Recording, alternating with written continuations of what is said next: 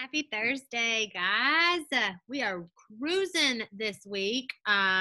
This is your Thursday, April 30th ELA guided video lesson. It's the last day of the month, April 30th. Happy last day of April. If there's something you wanted to accomplish in April and you haven't done it yet, you got to do it today. This is the last day of April. Tomorrow is May 1st. Woo! Crazy. All right, so today we're going to be jumping back to that ELA skill we practiced on Monday and Tuesday, the different structure of a story. So we've got the beginning, middle, and end, the author's purpose for using the beginning, middle, and end. Remember, the beginning was where the author really introduced us to the characters. We learned the setting of the story, sometimes the problem, but not usually. And then the middle is where we shift to the problem or the meat, the conflict of the story. And we learn the details of the problem and how the characters try to solve that problem. And then at the end, we find out how the problem was solved and the author wraps up the story. We're going to look at the character setting, problem and solution, like we just said, in our story as well. So I wanted to give you some clues before we read our story together today. I wanted to give you 3 picture clues and see if you could practice that predicting and inferencing that we talked about a couple weeks ago to figure out what our story together is going to be about. So here are your 3 picture clues, and I'm not going to say anything. I won't say anything. My lips are sealed. As hard as that's going to be. And I want you to see if you can kind of make a connection as to what you think the beginning of the story is going to be about, what you think the middle is going to be about, and how you think the end of the story will, how you think the story will end and the problem will be solved. So I'm going to show you 3 pictures real quick. All right, ready? This one. All right, and then this one. And finally, this one. So those are your 3 picture clues about our story we're about to read together. So if you want to, you could pause this video, look at these clues, and think about, well, I noticed this, and I know this, so I think this might happen. Okay, so good readers do before they read their story. All right, so our story today is called The Flower Thief. Move my video down a little bit. All right, so paragraph, I love when they number the paragraphs for us. It's so nice. All right, here we go. Julie's mom planted some new flowers that she bought from the store. Julie helped her mom plant the flowers in large pots. Then they placed the pots around the back porch. The colorful blossoms made their yard look beautiful. When Julie and her mom went outside the next morning, they were shocked. The flowers were missing. It looked like the tops had been pulled off the stems, but there were no petals lying around on the ground. What could have happened to the flowers? Julie's mom went back to the store and bought more flowers. Julie helped her mom plant them in the pots. The yard looked beautiful again. I hope the flower thief does not return, said Julie. But the next morning, the flowers were gone again. It's time to get to the bottom of this, said Julie's mom. Julie and her mom wanted to find out what happened. Julie's mom went back to the store again. Julie helped her plant the flowers in the pots again, and that night after the sun went down, Julie and her mom went out on the back porch and pulled chairs up close to the windows. They sat down very quietly, then they waited and watched. After about an hour, they heard a soft noise. They did not make a sound. They noticed a deer stepping carefully through the yard. It moved lightly towards the flowers. When it reached the flower pots, it ate the flowers right off the stems. Then it quietly slipped from the yard. Julie and her mom had finally found the flower thief. So one more time, Julie's mom went back to the store and Julie and her mom planted more flowers. They left the flowers in the yard during the day. At night, they carried the flower pots into the back porch. The deer could not get in to eat the flowers. Well, I think we solved the mystery of the flower thief, said Julie. Good thing, smiled her mom. I was getting tired of going to the store. And I was getting tired of planting flowers, giggled Julie. Then Julie and her mom had a good laugh on the back porch. Now, I highly recommend you pause this video real quick. Read this passage one time silently in your head or out loud just to make sure you're an expert on it before we start answering these questions. All right, so here we go. All right, let's get started with our questions. I'm going to make this video go away so I can go into draw mode on here so we can note evidence in our text, so we can prove our answers, and then we can circle A, B, C, or D after slashing and trashing the wrong choices. All right, so here we go. Question number 1 is asking us for the setting in the story. Well, we talked about setting earlier this week. The setting, of course, is where the story takes place. So we can go back in our text and I can find some evidence of where the story takes place. I see that they're planting flowers. They're outside. They put them on the back porch. The yard looked beautiful. They're outside. So based on what we see here, let's choose what we think is our correct answer choice for number 1 here for the setting. So the flower shop. Yeah, Julie's mom does go to the flower shop a couple of times, but our setting where this particular story takes place, we don't ever actually go to the flower shop and find out what happens there. So I don't think that's the best answer choice. All right, B says Julie's school. I do not think Julie's school is mentioned at all in this story, so I can't find evidence of that. So let's slash it and trash it. C says Julie's house. Well, they are on their back porch, they're in their yard, and all of that would probably take place at her house. So I'm going to keep C, and let's look at D. D says the forest. Well, we know that deer live in the forest, but I don't think that we're going to the forest where the deer are in this story. The deer are coming to their house where their flowers are in the yard. So I don't think that the forest is mentioned here. So the setting where our story takes place is C, Julie's house. All right, number 2 here is asking us how does the first paragraph help the reader understand the story? Well, they're telling me exactly where I need to go back in my text, the first paragraph. How does the first paragraph help the reader understand the story?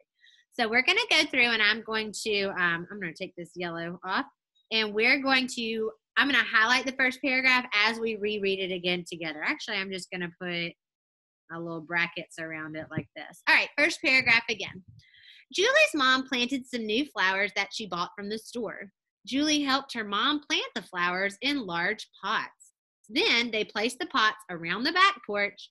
The colorful blossoms made their yard look beautiful. All right, so how does that first paragraph help us understand the story? Let's look at A. A says it introduces Julie and her mom and explains what they are doing. Well, I do see that I meet Julie's mom, I meet Julie, and I see that they are, Julie's helping her mom plant the flowers and put the pots around the back porch. So do I meet Julie and her mom? Yes. Does it explain what they're doing? Yes, it explains that they're putting flowers in the pots around the back porch. So I have enough evidence to support A. So I'm going to put a question mark there, but read B, C, and D before I choose my final answer. B says it tells which flowers Julie's mom bought at the store. All it mentions about the flowers from the store is that Julie's mom planted some new flowers that she bought from the store. I don't have any evidence telling me exactly which kind of flowers Julie's mom bought, so I'm going to slash and trash B. All right, let's look at C. C says that it describes how Julie feels about working with her mom.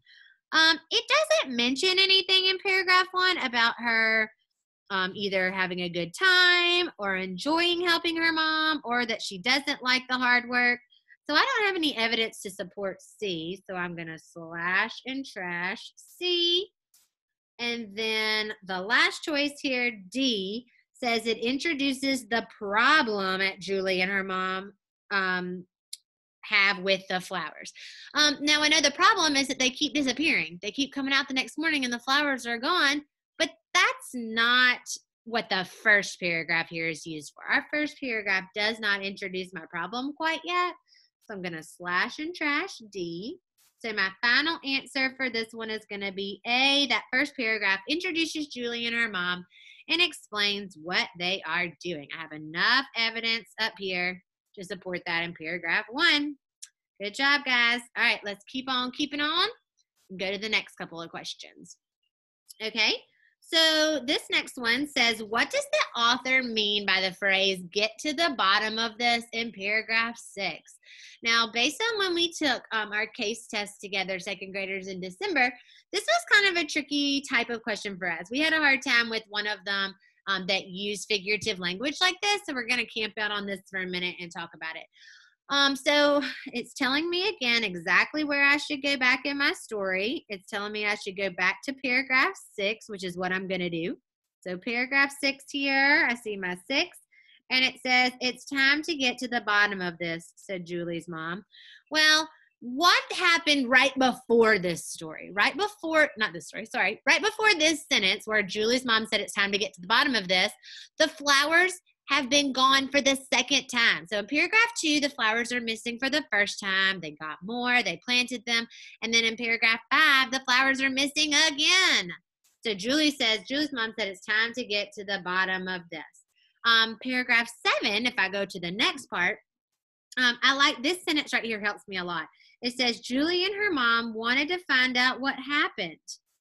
So they want to get to the bottom of this. They want to figure out what happened. So let's look at what A says. A says that Julie's mom wants to plant the flowers in deeper soil. So she thinks that this choice says get to the bottom means to like get to the bottom of the dirt, go deeper in the dirt. I don't think that is best supported here in our text. I think Julie's mom says she wants to get to the bottom of this means she wants to get to the bottom of this problem. She wants to figure out what is going on so she does not have to keep going to the store and buying these flowers. Why are they going missing? I don't think it has to do with her wanting to plant them deeper in the soil. So let's slash and trash that one. All right, let's look at B. I think I have some evidence here for B. And B says, Julie's mom wants to figure out what is happening to the flowers. Well, look here. Remember, right below paragraph 6, we went to paragraph 7, and it says, Julie and her mom wanted to find out what happened. Wanted to find out what's happened. This says wants to figure out what is happening. That matches this evidence in my text a lot. So I think I'm going to keep B because I have some text evidence to support or match choice B. Okay? All right, here we go. Let's go to C. C says Julie's mom wants to give up on planting flowers. Well, one thing I noticed in this story is Julie's mom definitely does not give up. She goes to the story first to get the flowers the first time. Then she goes back after they disappear. Then she goes back again after they disappear the second time. And she even goes back one more time in paragraph 9. She goes back to the flower shop 4 times to get flowers and replant them in this story. So I definitely don't think that Julie's mom wants to give up on planting flowers. Now, me, I probably would have given up after the first or second time. But Julie's mom definitely did not give up on planting the flowers. All right, let's look at D. D says Julie's mom wants to reach down into the soil and pull out the stem. Again, this is really similar to choice A, talking about going deeper or down into the soil. And I don't think that's what the author meant here. I have evidence enough here in paragraph 7 to support my figurative language that get to the bottom of this means that Julie's mom wants to figure out what is happening. Because what did they do next? They kind of did a little bit of a stakeout. They sat out on the porch, they were real quiet, and they caught the deer eating the flowers. So they did get to the bottom of it. They figured out what was happening to the flowers. Good job, guys. That's a tricky one, I know for sure. All right, let's go to the next question, which is asking us, how did Julie and her mom feel after the flowers are missing? Here's the important part, the first time. Remember, the flowers went missing 3 times. The first time, actually, no, twice. The first time was in the beginning of the story after they planted them. They did go 3 times. They went missing the first time in the very beginning, then they disappeared again, and then they found that it was the deer at the end eating them. So they're asking us to focus on the first time. So in paragraph 1, we know they planted all the flowers. The blossoms look beautiful. In paragraph 2, it says, when Julie and her mom went outside the next morning, they were shocked. The flowers were missing. It looked like the tops had been pulled off the stems, but there were no petals lying around the ground.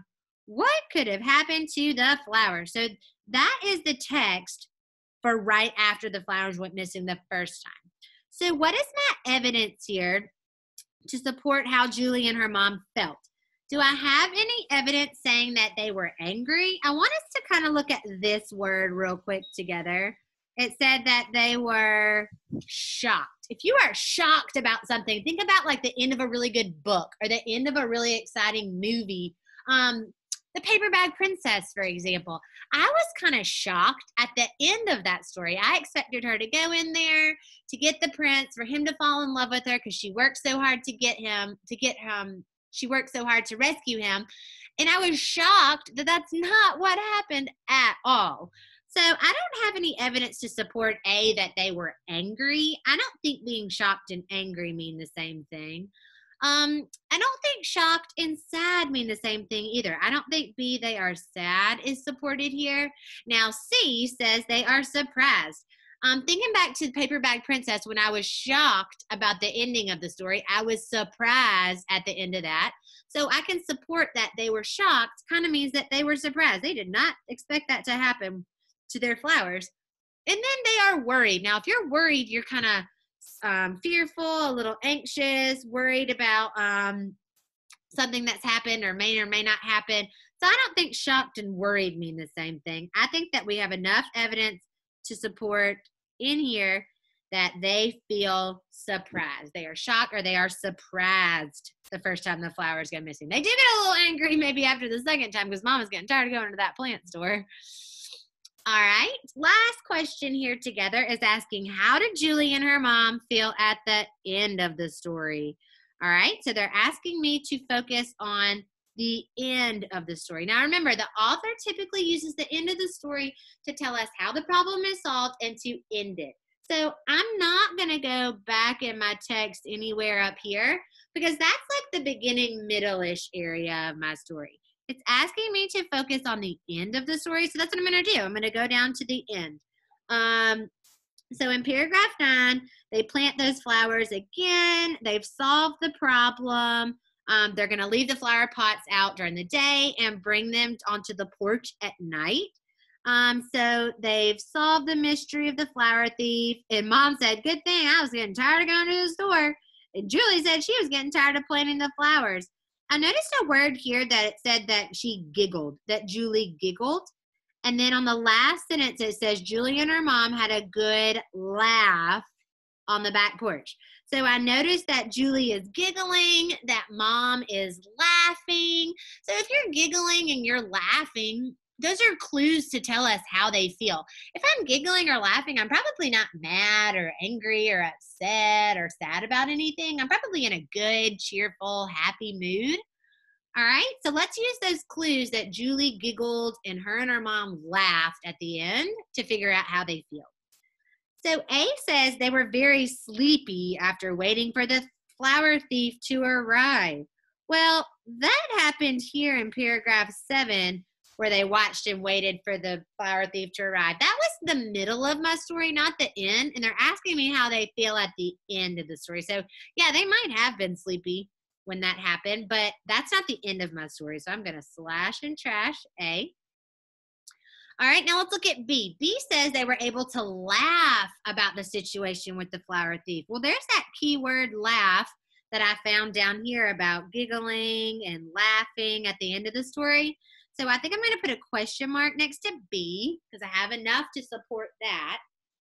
All right, C said they were upset because their flowers were still getting ruined. Well, I do think Mom got a little upset here when she said, it's time to get to the bottom of this. She was had enough of all that. So I do think she was upset about their flowers getting ruined in the middle of the story. But again, it's asking us how they feel at the end of the story. So I'm going to slash and trash C. That's not the end. And then D said they were concerned about the deer coming back to the yard. I never once read anything about them being worried or concerned or nervous about them coming back. They kind of just kept planting them and then they would eat them. And then they planted them again and the deer would eat them. Then they got a little angry, a little upset about it. But I don't think they were ever concerned about the deer coming back to the yard. I don't have any text evidence to support that. But I do have evidence down here To support that, they were able to laugh about the situation. They felt fine. They were able to laugh about it. It was kind of funny looking back that it was just a deer. Kind of funny. So I wonder if you were able to pick up on those using those picture clues in the beginning about what this story was going to be about and if your predictions were right or not. All right. So your activity today is you're going to read this super cool story about a boy named Kevin. And he is out in Africa, camping out in Africa with his parents. But he's got a little bit of a problem there. So what you're going to do is you're going to read this story, An Adventure in Africa. Question number 1 is asking you about paragraph 1. You've got to pick 2. How does paragraph 1 help the reader better understand the story? Number 2 is asking you what the conflict is. Remember, conflict is a fancy word for the problem. All right. Number 3, you're going to draw lines to match what the purpose of paragraph 8, 1, and 4 are. And the paragraphs are numbered over on the side. So you're just going to draw a line to match the purpose of the paragraph to the paragraph number on the left. And then finally, number 4, just 4 questions, not too hard. Number 4 is asking you which sentence best supports that Kevin's problem was solved. Remember, support means it's got to match or say the same thing. All right, great job, guys. That's it for our ELA main skills this week. When we get back together tomorrow for opinion writing, I want you to be thinking about that book. If you maybe want to go listen to Hey Little Ant one more time, we're going to be starting our opinion writing piece on Hey Little Ant. So you're going to be telling me your opinion and write me out some good sentences to support that. So I'm super excited to see you guys back here tomorrow for some writing. So have a great rest of the day. Bye.